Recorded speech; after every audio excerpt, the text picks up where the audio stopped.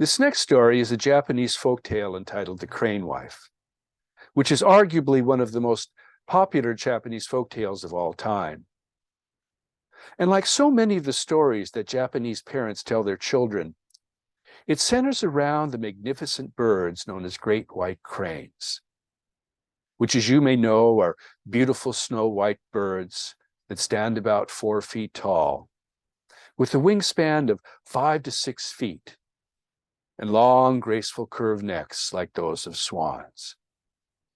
They're found all over Japan, Southeast Russia, China, and in tropical regions all over the world. But it's in Japan that the cranes are especially revered, and in many Japanese stories and folk tales, they're depicted as possessing magical powers, bordering on the miraculous, as they do in my telling as well of this beloved folk tale, The Crane Wife. Once, long ago in Japan, there lived a poor woodcutter named Ichiro, who after a long day of cutting wood in the forest was returning home along the edge of a rice paddy when he spotted a great white crane that appeared to be in some distress. And when he got close enough to the bird, he saw why. One of its legs was caught in a hunter's trap, and it was struggling frantically to free itself. "Shusha, my friend, do. Quiet," Ichiro whispered, "and I will help you." So Ichiro bent down and carefully pried open the jaws of the trap, freeing the frightened bird, which took a few wobbly steps, then spread its long white wings, and before you could say sayonara was high up in the air, off to rejoin its flock, leaving Ichiro feeling relieved, yet wondering if the bird even knew that he'd just saved its life. His reverie, however, was short-lived, as just then the hunter, who was out making his rounds, checking his traps, saw Ichiro free the great bird and angrily confronted him. "You must pay me for the loss of my property," the hunter demanded, "or I shall report you to the prefect." "But I have no money to pay you," Ichiro protested. "I am a poor woodsman. I barely make enough cutting wood to feed myself. And if I must pay you, I would be forced to go hungry." "Ha!" snarled the hunter. "Do you think I care? You should have thought about that before you vandalized my trap." "Aho!" Ichiro shot back, angry at his insinuation. And without looking back, he continued on his way home. Later that evening, Ichiro kindled a fire to begin cooking his evening meal, when quite unexpectedly he heard a gentle tap, tap, tap at his door. And when he opened it, there, standing in the chill night air, was a beautiful young woman dressed in a thin cotton kimono. Now, this was something that didn't happen to Ichiro all that often, a beautiful young woman standing at his door. In fact, it had never happened. So dumbfounded, he just stood there like a statue for maybe 15 or 20 seconds, till finally the young woman asked, "May I come in? It's very cold out here." "Oh, hi, yes," Ichiro stammered, finally finding his tongue. "I am sorry, but you are so beautiful. I mean, I'm not sorry you are beautiful. I mean, please, come in and warm yourself by the fire." So the young woman entered Ichiro's home and stood by his fire, revived by its warmth. And when she finally stopped shivering, she tried to explain to Ichiro her predicament. "I am afraid I get separated from my flock today, Zua," the young woman began. I mean, my friends. Then I saw the light from your window. You see, I am not from this place and know of nowhere else I could go. So I wonder if I may impose upon your kindness and stay here until the morning. I have a bag of rice which I would be happy to share." So Ichiro emptied her bag of rice into the pot along with his own. Then they both ate. And soon afterward, exhausted from her trying day, the young woman fell fast asleep.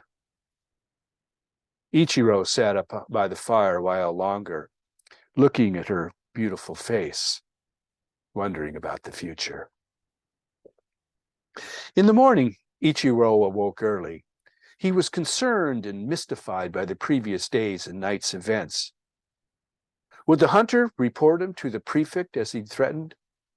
Would the prefect put him in jail? Would the young woman be here when he returned? Would he return? Time is a well tell, Ichiro thought to himself. So he pulled on his boots, buttoned up his coat, and with one last hopeful look at the young woman asleep on the floor of his house, he set off for work. He followed the same path along the edge of the rice paddy as the previous day. No sense of trying to avoid the inevitable, he thought. But the path was clear. No hunter, no prefect. He walked unmolested to the forest work site where he cut his quota of wood for the day. On the way home, however, he wasn't so lucky, as he was greeted by both the hunter and the prefect at the very spot he'd yesterday freed the great crane. There he is, pointed out the hunter. He's the one who vandalized my trap. Is he that so? Asked the prefect, who had managed to position himself between the two angry men. But I gave ye no thought to who possessed what, Ichiro protested. Only that the great crane was in distress, and I could not bear to see it suffer. Whereupon the prefect, who was well known in those parts for his uncompromising treatment of vandals and thieves, scratched his chin. His gruff features and stern gaze, normally uncompromising as well, uncharacteristically seemed to soften a bit upon hearing Ichiro's plea. I do see, he said. Nevertheless, your actions did deprive the hunter of his profit. Therefore, under these circumstances, you have 30 days to make the hunter whole. So in acknowledgement of his order, Ichiro bowed to the prefect, then shouldered his axe and continued down the path to home. When he got there and opened his front door, the afternoon's events still swirling in his head, he'd all but forgotten about the young woman, whether she'd still be there or not. But before he stepped into his door, he hesitated. His house, he noticed, was unusually clean, and he'd wondered for a moment if perhaps he'd walked up to the wrong one. Then he saw the young woman bending over the fire, preparing his evening meal. How beautiful she is, he thought. And in that moment, all the day's troubles vanished. But they weren't vanquished, of course. Troubles aren't that easy to dispose of. So after dinner that evening, Ichiro told the young woman about all that had happened, about freeing the great crane and about the hunter and the prefect and having to make the hunter whole, worrying where he'd come up with enough money to do so without himself starving, when the young woman said, I do kind of help you. While I was cleaning today, I noticed you have a loom in the back room which was covered in dust. It was my mother's, Ichiro explained. When we were children, she would weave a beautiful cloth on it too, and sell it in the marketplace to earn extra money that to keep us all well fed. Which noticeably struck a chord in the young woman, who lit up and told Ichiro eagerly, I do kind of weave. If you allow me, I could also weave cloth on your mother's loom. And with the extra money, you can repay your debt. Very well, Ichiro agreed. So between them, they came up with enough coins that Ichiro was able to buy some thread. Then the young woman set about weaving.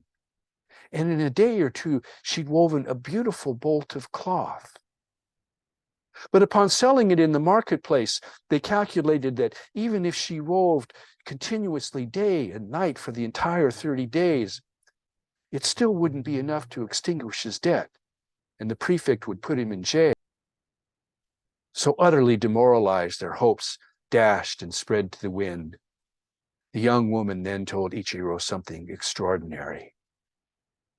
She possessed some magic, she told him, that she could only use in the direst of circumstances, and only if strict conditions were adhered to. Otherwise, the magic would turn and instead kill her. She would weave a bolt of cloth, she told Ichiro, that would be the finest ever seen in Japan and put an end to their poverty. But the conditions were, she admonished him, that she must shut herself up in the weaving room until the cloth was finished, and that he, Ichiro, must not open the door and look inside for any reason until she herself came out. He agreed. So the young woman shut herself away in the weaving room and set about her task. For one whole day and one whole night she worked relentlessly at the loom, never once stopping, never once asking for food or water. Only the click, click, click of the treadles and the knock of the shuttlecock as each thread was woven. Until at sunrise the next morning, the unrelenting sound of the loom ceased, and the young woman emerged from the weaving room, visibly thinner, her hands raw and shaking, yet holding a bolt of the most delicate, shimmering white cloth Ichiro had ever laid eyes upon. Angel do cloth, he gasped, and angel cloth it was. And when Ichiro took it and sold it in the marketplace, he returned home with 10 gold coins, many times the amount of debt he owed, and more than enough for them to live comfortably for several years, if she would agree to be his wife. And she did. It wasn't long, however, before word of this beautiful angel cloth began to spread. When one day, a messenger from the governor of the prefecture knocked on Ichiro's door. "The governor," the messenger announced, "requested that if you will weave a bolt of a cloth for him, like the one you sold in the marketplace, he will gradually pay you 100 gold coins." 100 gold coins, Ichiro turned to his wife. "With that much money, poverty will never touch us again." "But the husband," his new wife pleaded, "the magic, it is powerful. It controls me as much as I control it. And if the circumstances aren't truly dire," "You are right," Ichiro interjected. "How could I have been so thoughtless? Of course, we must deny the governor's request and hope he isn't so angry." But as it turns out, it wasn't the governor's request so much as it was the governor's wife's demand that she should possess such rare and beautiful cloth. So Ichiro's wife relented. She loved him and told him that for his sake she would weave one more bolt of angel cloth, but that it must be her last, or else the magic would surely consume her. And she warned him once again that he must not open the door to the weaving room, look inside for any reason whatsoever, until she herself came out. So once more the young woman shut the door to the weaving room and set about her work.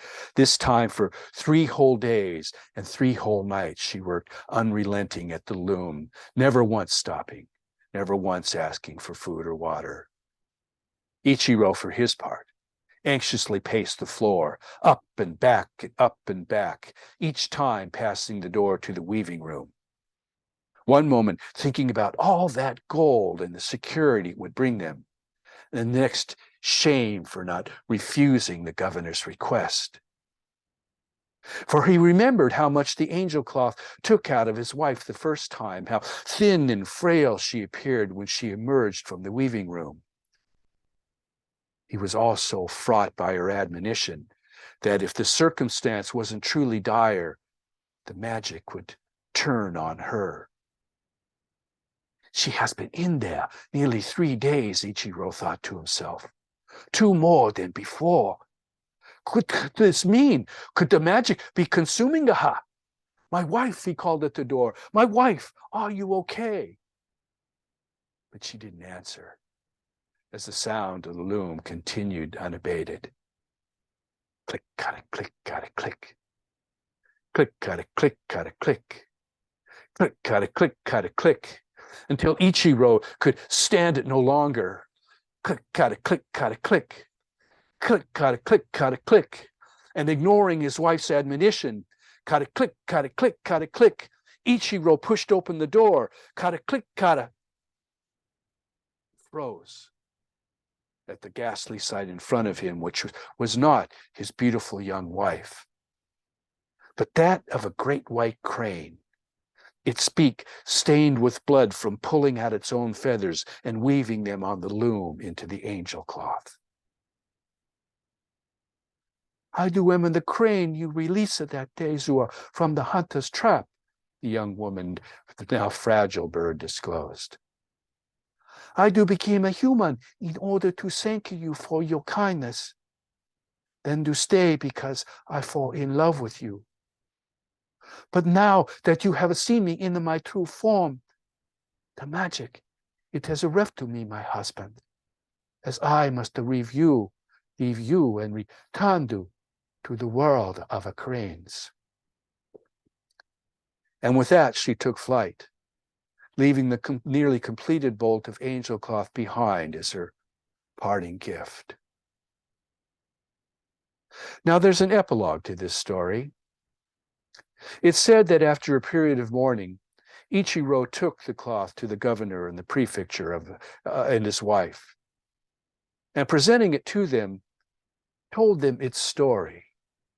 This story about his beautiful crane wife and how the angel cloth came to be, which so moved them that the governor and his wife declared the entire prefecture a safe haven for the cranes, as it remains to this day.